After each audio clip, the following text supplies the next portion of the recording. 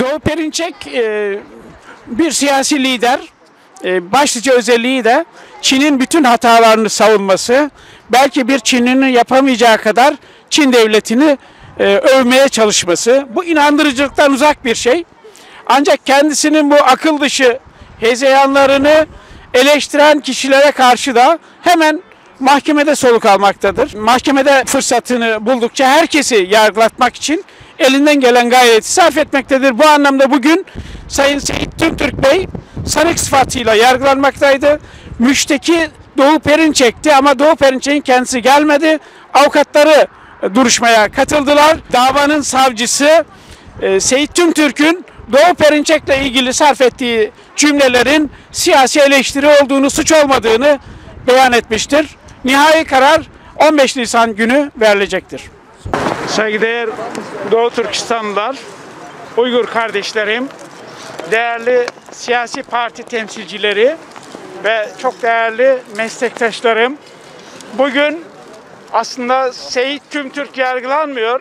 Bu davada bir bakıma Doğu Türkistan'da gerçekleşen soykırıma dur diyen herkes yargılanmaktadır. Türk milletinin vicdanı yargılanmaktadır. Bu nedenle biz burada yalnız olmadığımızı görüyoruz ve bundan çok mutluyuz. Ve yargılama ile sınırlı olarak şöyle bir şey söyleyeceğim. Bizim temel iddiamız Sayın Doğu Perinçek bir siyaset adamıysa söylediği her şeyin doğru kabul edilmesini beklemesi boşuna bir beklentidir. Bir siyasetçi daha gerçekçi olmalıdır. Ayrıca Doğu Perinçek Doğu Türkistan'da gerçekleşen soykırımı örtbas etmek için hemen hemen her gün asla kendisinin bile makul olarak inanmayacağı bir takım gerekçelerle Çin güzellemesi yapmaktadır. Ve kendisini eleştiren herkesi şikayet ederek yargılanması yönünde girişimlerde bulunmaktadır. Seyit Tümtürk bir siyasi liderdir aynı zamanda. İki siyasi lider arasındaki karşılıklı eleştiriler bir suçlamaya konu olmamalıdır. Biz temel savunmamızı bu gerekçe üzerinden kurduk ve iddia makamı Cumhuriyet Savcısı Sayın Seyit Tümtürk'ün beraatini talep etmiştir. İnşallah 15 Temmuz günü de 15 Nisan günü de Türk yargısı bizim bu talebimizi haklı görecektir. Şunu ifade etmek istiyorum son olarak. Seyit Tümtürk yalnız değildir. Uygurlar yalnız değildir. Haklı olan hiç kimse yalnızlık duygusuna kapılmamalıdır. Sayının az olmasının da hiçbir önemi yoktur. Biz burada bir insan nasıl durması gerekiyorsa o duruşu sergiliyoruz. Hukuk adamı olarak da bu konudaki mesleki becerimizi ortaya koymak için elimizden geleni yapıyoruz. Ve beni en çok mutlu eden bugün öğrencilerimin de içinde bulunduğu çok sayıda avukat meslektaşımın da bizimle birlikte burada hazır bulunmalarıdır. Onlara ayrıca teşekkür ediyorum. Hepinize saygılar sunuyorum. Saadet Partisi İstanbul İl Hukuk İşleri Başkanıyım. Bugün Seyit Tümtürk Başkanımızın yargılandığı davada kendisine destek için burada bulunmaktayız.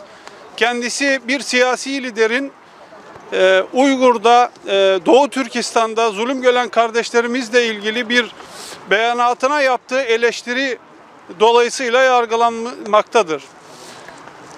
Öncelikle şunu belirtmek istiyorum ki bu ülke tarih boyunca bütün dünyadaki mazlumların ve mağdurların yardımcısı olmuş bir ülkedir. Dolayısıyla bu ülkede siyaset yapan tüm siyasetçilerin de bunun bilincinde olması gerekir. Ve yine bu ülkede siyaset yapan siyasetçilerin bu bilinçle tüm dünyadaki mağdur ve mazlumları savunması gerekirken bugün müşteki konumunda olan siyasi lider tam tersine mağdur ve mazlumları değil de zalimlerin tarafında yer almıştır. Başkanımız da buna karşılık olarak kendisine karşı bir eleştiri yönetmiştir. Bu topraklarda siyaset yapan siyasetçilerin bu şekilde hareket ettikleri takdirde buna karşılık yapılacak ağır eleştirileri bazen incitici de olsa tahammül göstermeleri gerekmektedir. Avrupa İnsan Hakları Mahkemesi kararları ve Yargıtay kararları da bu merkezdedir. Biz bu davada Sayın Başkanımızın beraat edileceğine inanıyoruz. Son olarak şunu söylemek istiyorum ki biz Saadet Partisi milli görüş olarak her zaman hakkın ve haklılığın ve mazlumların yanında yer aldık. Bu noktada Doğu Türkistanlı mazlum ve mağdur kardeşlerimizin de her zaman yanındayız. Rabbim inşallah en kısa zamanda tüm Doğu Türkistanlı zulüm altında inleyen mazlum ve mağdur kardeşlerimizi bu zulümlerden kurtarsın. İnşallah siyasi yetkililerimiz de bu noktada suçluların iadesi anlaşması gündeme geldi, meclise geldi bugünlerde. Bu şekilde büyük bir yanlıştan bir an evvel dönmeleri noktasında çağrı yapmak istiyoruz. Tekrar hepinize teşekkür ediyoruz. Başkan Yardımcısı Avukat Serdar Eriş, Doğu Türkistan Türklerinin bu haklı mücadelesinde yanlarındayız. Genel Başkanımız Gültekin Uysal, Çin ile suçluların iadesi anlaşması konusunda meclise geldiğinde gereğini yapacaktır. Demokrat Parti tarih boyunca haklının, mazlumun yanında olmuştur, olmaya da devam edecektir. Görmüş ismim Deva Partisi olarak buradayız. Yine Doğu Türkistan'daki zulmü karşısındayız. Bu sebeple Sayın Seyit Tümtürk'ü destek için buradayız. Beraat edeceğini umuyoruz. Hepinize saygılar. Evet.